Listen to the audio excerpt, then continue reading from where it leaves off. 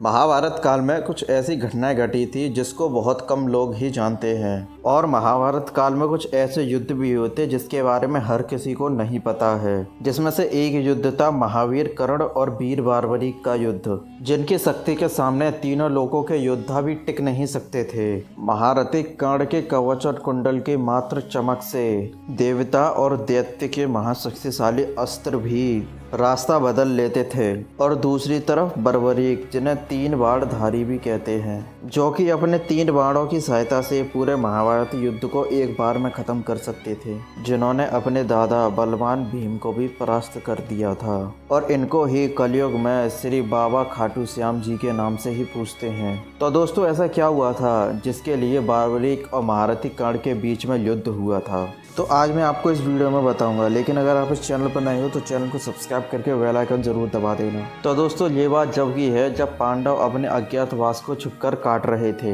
तब भगवान श्री कृष्ण अर्जुन के साथ घटोत्कच के पास वहां होने वाले महाभारत युद्ध का प्रस्ताव लेकर जा रहे थे। तब उन्होंने पीछे मुड़कर देखा कि उनके पीछे कौरवों का गुप्तचर पीछे लगा हुआ है। वह गुप्तचर वहां कौरवों के लिए संदेश लेकर जाता है।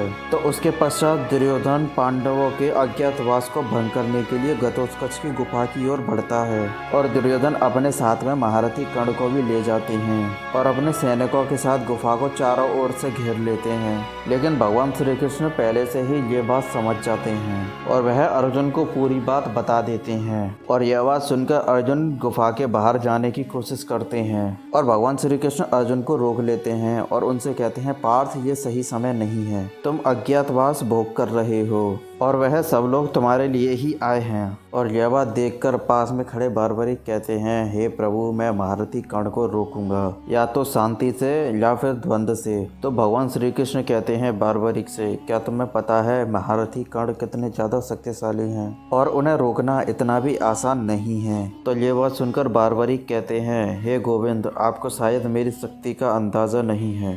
ये बात कहकर बर्बरीक भगवान श्री कृष्ण को प्रणाम करके और गुफा के बाहर आ जाते हैं और दुर्योधन और कर्ण को प्रणाम करके कहते हैं, यहाँ कैसे आना हुआ ताक्षरी? ये बात सुनकर दुर्योधन कहते हैं, मुझे तुम्हारी गुफा के अंदर जाना है बालक, और बालक, हमें किसी की तलाश है। इतने में बर्बरीक कहते हैं, मुझे क्षमा कीजिए, आप इस गुफा के अंदर नहीं जा सकते हैं। तो दुर्योधन फिर क्रोध में कहते हैं, अपनी मृत्यु को गले मत लगाओ बालक। तो इतने में बर्बरीक मुस्कुरा कर कहते हैं, आप बहुत ज़्यादा शक्तिशाली योद्धा हो, आप चाहो तो प्रयास कर सकते हो। तो इतने में दुर्योधन क्रोध में आकर कहते हैं कि सैनिकों, इसे यहाँ से जल्दी हटाओ। तो दुर्योधन के सैनिक बर्बरीक की ओर बढ़ते हैं, लेकिन बर्बरीक में इतनी ज़्यादा शक्ति होती है कि वो जमीन में अपना एक पैर मारते हैं और दुर्योधन के सारे सैनिक जमीन पर गिर जाते हैं। तो यह देखकर दुर्योधन भयभीत हो जाते हैं और कर्ण से कहते हैं, कर्ण, ये साधारण बालक नहीं है और इसे तुम्हारे जैसे योद्धा ही परास्त कर सकते हैं। तो महारथी कर्ण बर्बरीक से कहते हैं, बालक, हमारे रास्ते से हट जाओ, वरना तुम्हें मेरा सामना करना पड़ेगा। तो बर्बरीक महारथी कर्ण से कहते हैं कि आप भी प्रयास कर लीजिए। उसके बाद में कर्ण अपने रथ से नीचे उतरते हैं और बर्बरीक की ओर धनुष की प्रत्यंचा को खींचते हैं और वायव्य अस्त्र छोड़ देते हैं। तभी इतनी जोर से हवा चलने लग जाती है कि वहाँ के सैनिकों में हाहाकार मच जाता है। लेकिन कर्ण के अस्त्र का बर्बरीक के ऊपर कोई भी असर नहीं होता, वे अपनी जगह से टस से मस नहीं होते। तभी बर्बरीक भी अपने धनुष की प्रत्यंचा को खींचते हैं और वे अपना अस्त्र छोड़ते हैं। तभी दुर्योधन उस अस्त्र से घायल होकर जमीन पर गिर पड़ते हैं और यह देखकर बर्बरीक हंसने लगते हैं और कहते हैं, आप ठीक तो हो ताक्षरी?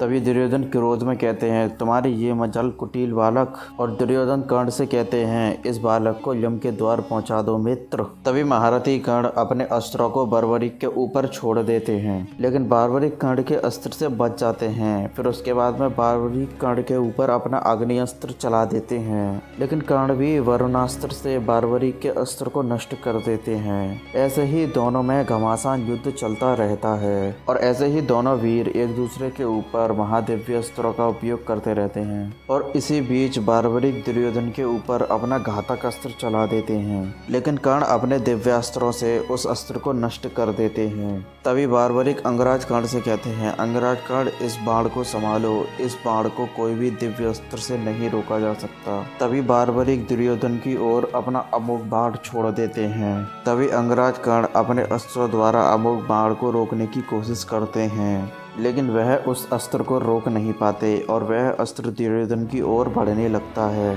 और यह देखकर महारथी कर्ण खुद दुर्योधन के सामने आकर खड़े हो जाते हैं। तभी वह दिव्य अमोघ अस्त्र कर्ण से टकराने वाला होता है और तभी महारथी कर्ण का दिव्य कवच प्रकट हो जाता है और वह अमोघ बाण दिव्य कवच से टकराकर वही नष्ट हो जाता है। और यह बात देखकर बाबरीक को बहुत ज़्यादा आश्चर्य होता है और मनी मन सोचते हैं कि ये ऐसा कैसे हो सकता है और इस बाण को तो केवल सिर्फ इंद्र का वज्र ही रोक सकता था। तभी दुर्योधन कहते हैं, ये अमृत से निर्मित दिव्य कवच है, इसे तीनों लोकों में कोई भी योद्धा तोड़ नहीं सकता, तुम्हारा हर प्रयास विफल हो जाएगा बालक। और इतने में ही वहाँ पर भगवान श्री कृष्ण आ जाते हैं। तभी भगवान श्री कृष्ण कहते हैं, तुम हट जाओ बालक, इन्हें देखने दो जो भी भ्राता दुर्योधन देखना चाहते हैं। तभी दुर्योधन और कर्ण उस गुफा के अंदर जाते हैं, लेकिन उन दोनों को कोई भी नहीं मिलता क्योंकि भगवान श्री कृष्ण ने अर्जुन को अपनी माया से अदृश्य कर दिया था। तो दोस्तों आप ही बताइए, अगर बार्बरीक कर्ण के ऊपर अपने तीनों अमोघ बाण चला देते तो क्या होता। और दोस्तों अगर आपको ये वीडियो अच्छी लगी हो तो वीडियो को लाइक करके चैनल को सब्सक्राइब जरूर कर लेना।